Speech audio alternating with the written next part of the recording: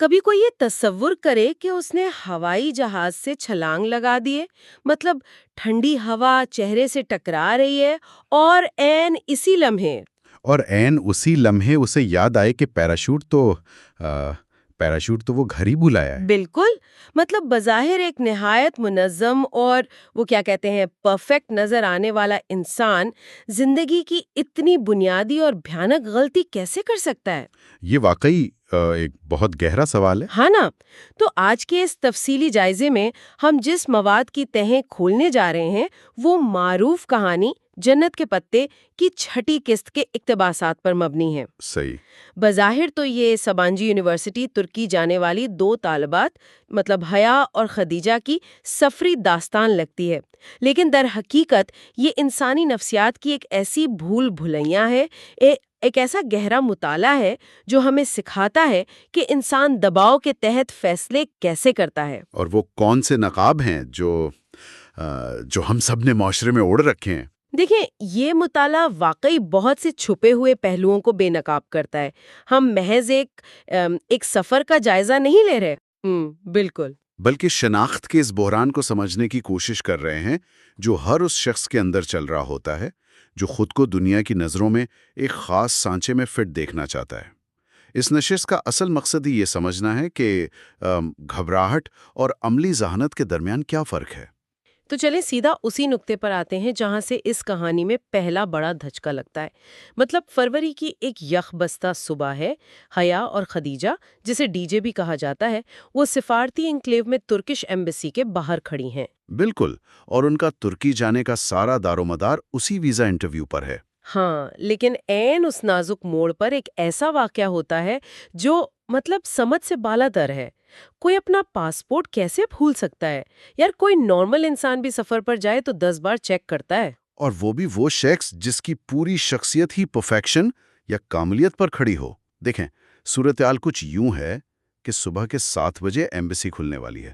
ہاں، اور انہیں ہر صورت پہلی 15 لوگوں میں شامل ہونا ہے تاکہ انٹرویو یقینی ہو سکے۔ لیکن حیا کو اچانک احساس ہوتا ہے کہ پاسپورٹ گھر رہ گیا ہے، اور پاسپورٹ آفس راولپنڈی میں ہے، جو 9 بجے سے پہلے نہیں کھلتا۔ اوہو، مطلب یہ تو سیدھا سیدھا گیم اوور والی بات ہو گئی نا؟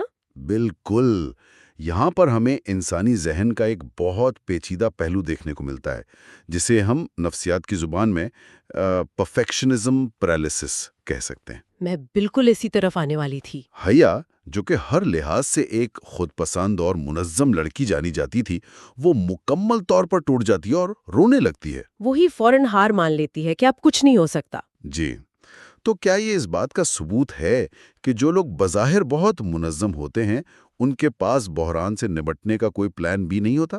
دیکھیں، ایسا ہی ہے۔ جو لوگ ہمیشہ سب کچھ پرفیکٹ رکھنے کے عادی ہوتے ہیں وہ دراصل شیشے کے گھروں میں رہتے ہیں۔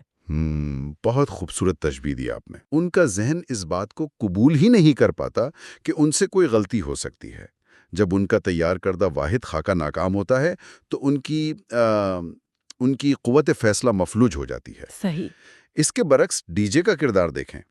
حیا کی اس غیر ذمہ دارانہ حرکت کی وجہ سے ڈی جے کی اپنی اسکالرشپ خطرے میں پڑ سکتی تھی۔ ہاں، غصہ تو بنتا تھا اس کا۔ وہ بجا طور پر شدید غصے میں آتی ہے، لیکن اس کا رد عمل حیا سے یکسر مختلف ہے۔ اور ڈی جے کا وہ رد عمل کمال کا ہے۔ مطلب وہ جذبات کو بالکل ایک طرف رکھ کر عملی قدم اٹھاتی ہے۔ وہ حیا کا شناختی کارڈ اپنے پاس رکھ لیتی ہے تاکہ کسی بھی طرح 15ویں نمبر پر اس کی باری محفوظ رکھ سکے۔ بالکل، اور حیا کو فوراً پنڈی بھگاتی ہے۔ ہاں، اور اسی موقع پر ڈی جے کیسا جملہ کہتی ہے جو میرے خیال میں اس پورے سفر کا سب سے مضبوط سبق ہے۔ وہ کہتی ہے، انسان کو کوئی چیز نہیں ہرا سکتی جب تک وہ خود ہار نہ مان لے۔ اور یہ دیکھیں، یہ جملہ محض ایک تسلی نہیں ہے بلکہ یہ عملی ذہانت، جسے ہم پریگمیٹزم کہتے ہیں، اس کی بنیاد ہے۔ صحیح۔ ڈی جے جانتی ہے کہ رونے یا شکایت کرنے سے پاسپورٹ خود چل کر نہیں آئے گا۔ اس نے صورتحال کی نزاکت کو سمجھا اور جو دستیاب وسائل تھے ان کا بہترین استعمال کیا۔ اور یہی وہ لمحہ ہے جو حیا کے لیے ایک کیا کہتے ہیں کیٹلسٹ کا کام کرتا ہے۔ بالکل، ڈی جے کا یہ رویہ بتاتا ہے کہ لچکدار ذہنیت رکھنے والے لوگ شیشے کی طرح ٹوٹتے نہیں بلکہ ربڑ کی طرح واپس اپنی شکل میں آ جاتے ہیں۔ اور واقعی یہ الفاظ حیا کے لیے ایندھن بن جاتے ہیں۔ مطلب حیا نے جس طرح گاڑی بھگائی ہے نا، بے تحاشا تیز ڈرائیونگ کر کے، وہ پنڈی جاتی ہے، پاسپورٹ حاصل کرتی ہے اور 11 بجے تک واپس ایمبیسی پہنچ بھی جاتی ہے۔ یہ ایک بہت بڑا اچیومنٹ تھا۔ ہاں نا، اور پھر جب ٹرکش ڈپلومیٹ ان کی فائل دیکھ کر کوئی لمبا چوڑا انٹرویو کیے بغیر ہی کہہ دیتا ہے کہ ویزا کل شام تک لگ جائے گا، تو اس وقت ان دونوں کا ایک دوسرے کو دیکھنا اور معافی مانگنا یہ ظاہر کرتا ہے کہ مشترکہ بحران انسانوں کی انا کو پگھلا کر انہیں کتنا قریب لے آتا ہے۔ بالکل، یہ واقعہ اس بات کی ایک شاندار تمثیل ہے کہ جب انسان گھبراہٹ کے خول سے باہر نکل کر عملی حل پر توجہ دیتا ہے تو ناممکن بھی ممکن ہو جاتا ہے۔ صحیح۔ یہ سفر کا محض ایک ابتدائی خاکہ ہے جس نے ثابت کیا کہ بحران کے وقت کیے گئے فیصلے ہی ہماری اصل شخصیت کا تعین کرتے ہیں۔ اچھا، شیشے کے گھروں اور نفسیاتی خول کی بات ہو رہی ہے تو سفارتی بحران کے فوراً بعد یہ جائزہ ایک ایسے موڑ پر جاتا ہے جو ذہن کو الجھا کر رکھ دیتا ہے۔ آپ سائنوشور والے واقعے کی بات کر رہی ہیں؟ جی بالکل، یہ وہ مقام ہے جہاں ہم ان نقابوں پر بات کریں گے جو انسان دنیا کو دکھانے کے لیے پہنتا ہے۔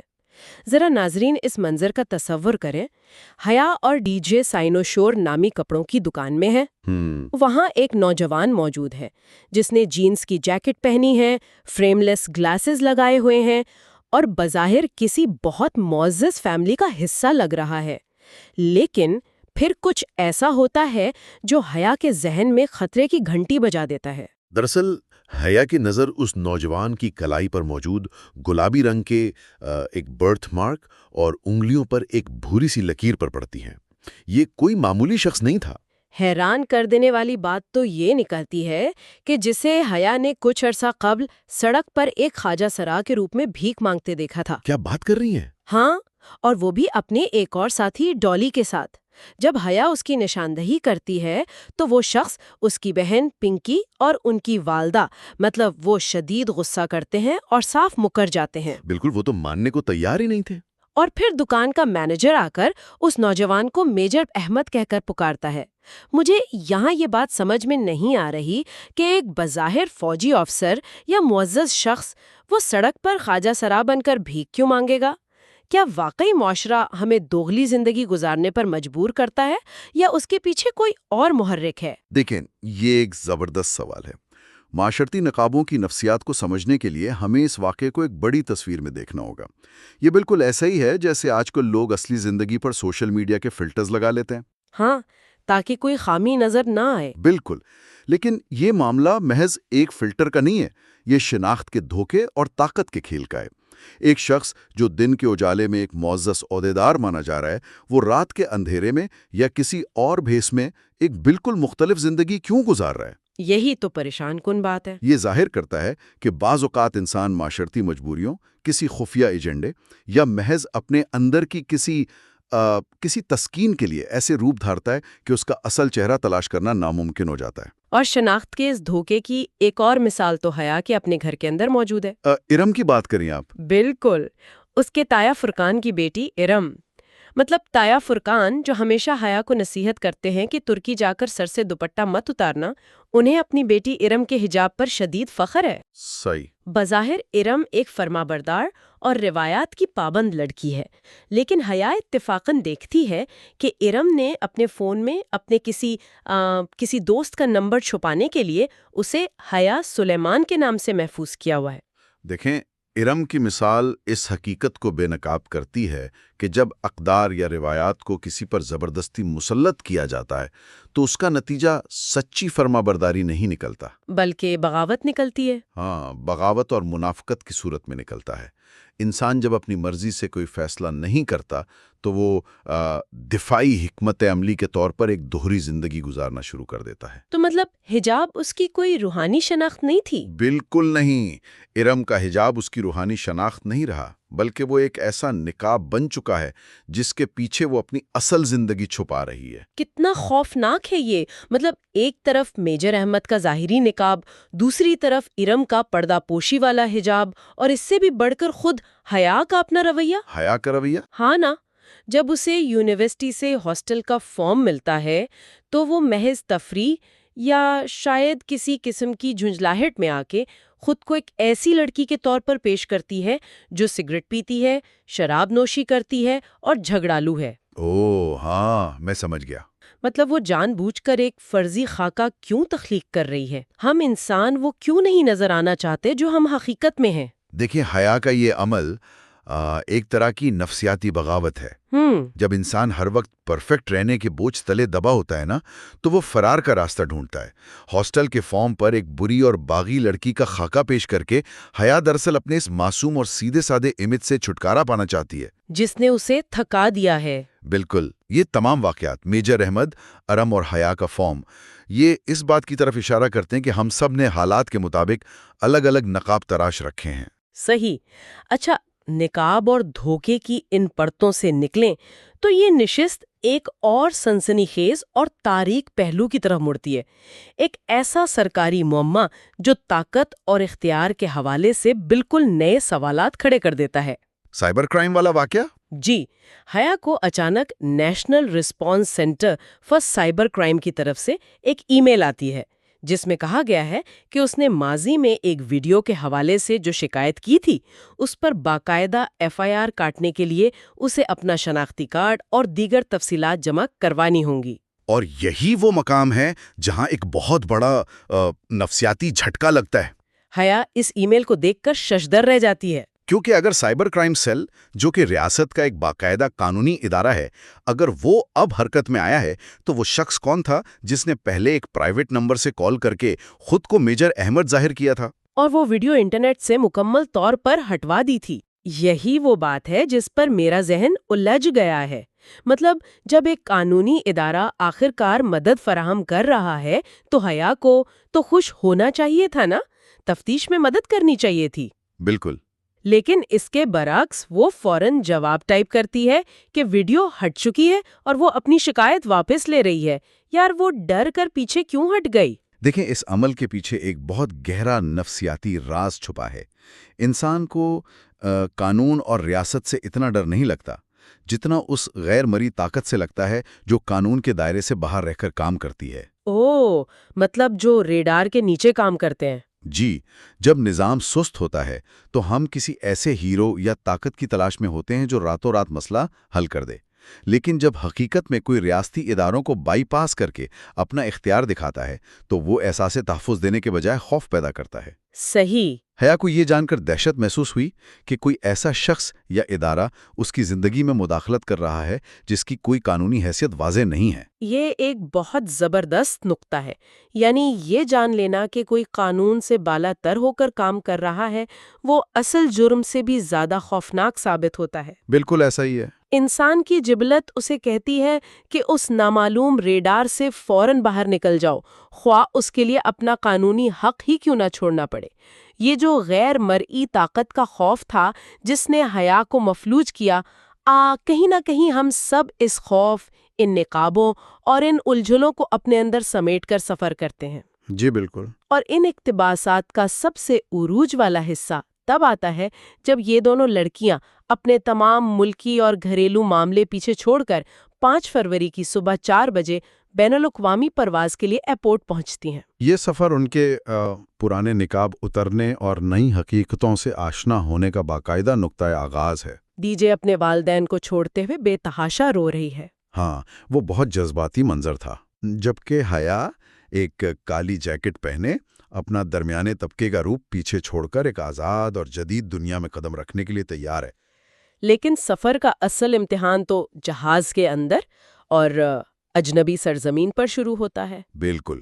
ہوائی جہاز میں ان کی ملاقات عثمان شبیر نامی ایک شخص سے ہوتی ہے۔ مطلب وہ پچھلے 30 سال سے ترکی میں مقیم ہے، ایک بھاری بھرکم اور باتونی انسان ہے جو بغیر کسی ہچکچاہٹ کے اپنی زندگی کی داستان سنانا شروع کر دیتا ہے۔ ہاں، وہ اپنے گود لیے ہوئے بیٹے کی بات کرتا ہے۔ جی، وہ بتاتا ہے کہ اس نے ایک بیٹا گود لیا، اسے بے تحاشا لاڈ پیار سے بگاڑ دیا، اور اب اس کی اصلاح کے لیے، مطلب اسے سدھارنے کے لیے، وہ اپنی 8ویں فیل بھانجی سے اس کی شادی کروا رہا ہے۔ دیکھیں، یہ محض ایک باتونی مسافر کا قصہ نہیں ہے، بلکہ یہ اس ذہنیت کی عکاسی ہے جہاں انسان اپنی خامیوں کو چھپانے کے لیے دوسروں کی زندگیوں کا سودا کرتا ہے۔ کتنی عجیب بات ہے نا؟ بالکل۔ عثمان شبیر دراصل ایک نوجوان لڑکی کو بطور ٹول یا اوزار استعمال کر رہا ہے تاکہ وہ اپنی غیر ذمہ دارانہ پرورش پر پردہ ڈال سکے۔ وہ اپنی ناکامی کا نقاب ایک خاندانی روایت یا شادی کے نام پر چھپا رہا ہے۔ اور تہذیبی تصادم کا سلسلہ یہی نہیں رکتا۔ ترکش کھانے کا وہ مایوس کن تجربہ، حیا جو شاید ہمارے دیسی کٹلیٹس یا پراٹھوں کی عادی تھی، وہ سادیت سلما نامی ایک ڈش منگوا لیتی ہے۔ جس میں روایتی ترک چاول، سفید مچھلی اور مشرومز شامل ہیں۔ ہاں، اور اس کی عجیب سی خوشبو اور ذائقے کی وجہ سے حیا سے ایک نوالا تک نہیں کھایا جاتا۔ مطلب یہ واقعہ کس طرف اشارہ کرتا ہے؟ یہ اس بات کی علامت ہے کہ ہم ثقافتی تبدیلیوں اور نئی دنیاؤں کے جو رومانوی خواب دیکھتے ہیں، جب وہ حقیقت بن کر سامنے آتے ہیں تو انہیں ہضم کرنا لفظی اور مانوی دونوں لحاظ سے انتہائی کٹھن ہوتا ہے۔ مطلب ہم سوچتے کچھ ہے اور ہوتا کچھ ہے۔ بالکل، انسان اپنے کمفرٹ زون سے نکل کر فوراً کسی نئی چیز کو قبول نہیں کر پاتا۔ اور یہ کٹھن سفر ابو دھابی ایئرپورٹ پر مزید شدت اختیار کر لیتا ہے۔ مطلب ٹرمینل 3 سے ٹرمینل 1 تک کا طویل فاصلہ، اور اس دوران گھر کال کرنے کے لیے 5 یورو کا ایک اتصالات کالنگ کارڈ خریدنا۔ ہاں، وہاں فون بوتھ پر ان کی مدد ایک حبشی نسل کا عرب شخص کرتا ہے۔ بظاہر تو یہ ایک سادہ سا منظر ہے، لیکن اس میں ایک گہری کہانی چھپی ہے۔ وہ شخص ان لڑکیوں سے انگریزی میں بات کرتا ہے، لیکن فون پر عربی بول رہا ہوتا ہے۔ اور چونکہ حیا نے انٹرنیشنل اسلامک یونیورسٹی سے تعلیم حاصل کی تھی، وہ عربی سمجھ لیتی ہے۔ بالکل، اور وہ کیا سنتی ہے؟ وہ سنتی ہے کہ وہ اجنبی شخص پیسوں کی شدید کمی کا شکار ہے اور حارث نامی کسی شخص کو ڈاکٹر کے پاس لے جانے کے حوالے سے سخت پریشان ہے۔ دیکھیں، یہ منظر اس بات کو واضح کرتا ہے کہ دنیا کے ہر کونے میں ہر انسان اپنے اپنے اندر کی ایک خوفناک جنگ لڑ رہا ہے۔ وہ شخص جو دوسروں کی مدد کر رہا ہے وہ خود ایک شدید کشمکش کا شکار ہے۔ بالکل ایسا ہی ہے۔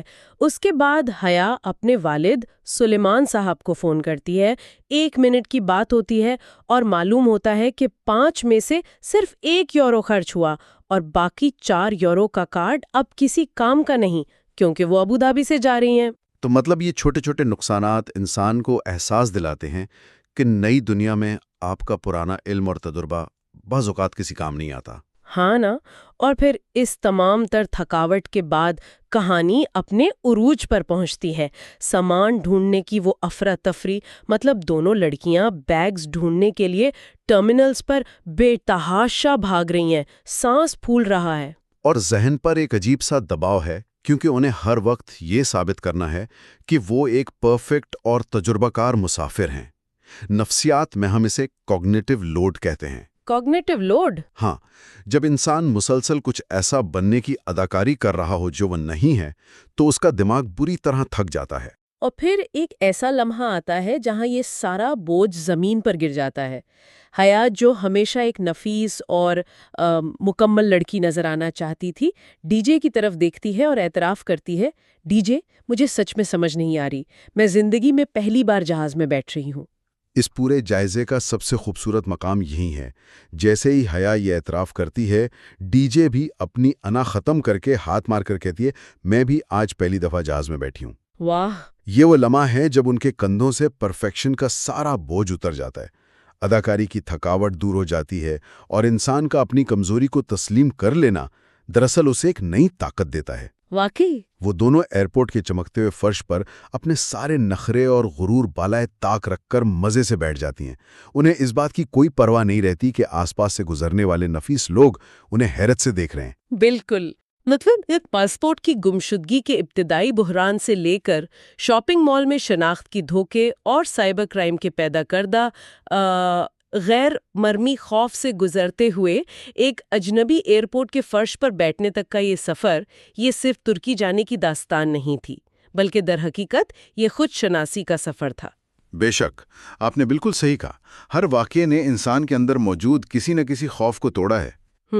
ہم نے دیکھا کہ کیسے عملی ذہانت پرفیکشن کے وہم پر غالب آ جاتی ہے، کیسے طاقت کا خوف انسان کو اپنے حق سے پیچھے ہٹا دیتا ہے، اور سب سے بڑھ کر یہ کہ اپنی کمزوری کو چھپانے کے بجائے تسلیم کر لینے میں کتنی بے پناہ آزادی اور سکون ہے۔ تو آج کے اس گہرے مطالعے کا اختتام ہم ایک سوال پر کرنا چاہیں گے۔ ہم سب نئی جگہ دیکھنے، نئی منزلیں سر کرنے اور دنیا دریافت کرنے کے لیے سفر پر نکلتے ہیں۔ لیکن ذرا سوچیں، کیا سفر کے دوران ہم واقعی نئے مقامات دریافت کرتے ہیں؟ یا سفر کی ان طویل اور تھکا دینے والی راہداریوں میں ہم دراصل ان تمام نقابوں اور جھوٹی شناختوں کو دریافت کر لیتے ہیں جو ہم نے خود پر چڑھا رکھے ہوتے ہیں؟ یہ واقعی ایک ایسا نقطہ ہے جو ہر اس انسان کو اپنے اندر جھانکنے پر مجبور کر دے گا جو روزمرہ کے دوڑ دھوپ میں کہیں گم ہو چکا ہے۔ تو مستقبل میں جب بھی کسی نئے سفر پر نکلنے کا ارادہ ہو تو یہ ضرور سوچئے گا کہ ساتھ لے جانے والا سامان بھاری ہے یا وہ نقاب جو چہرے پر سجا رکھا ہے۔ آج کی اس نشست میں ہمارے ساتھ رہنے کا بہت شکریہ۔ جلد ہی کسی نئے موضوع، نئی کتاب اور نئی دریافت کے ساتھ دوبارہ اس گہرے مطالعے کا حصہ بنیں گے۔ تب تک کے لیے اپنا بہت خیال رکھیے گا۔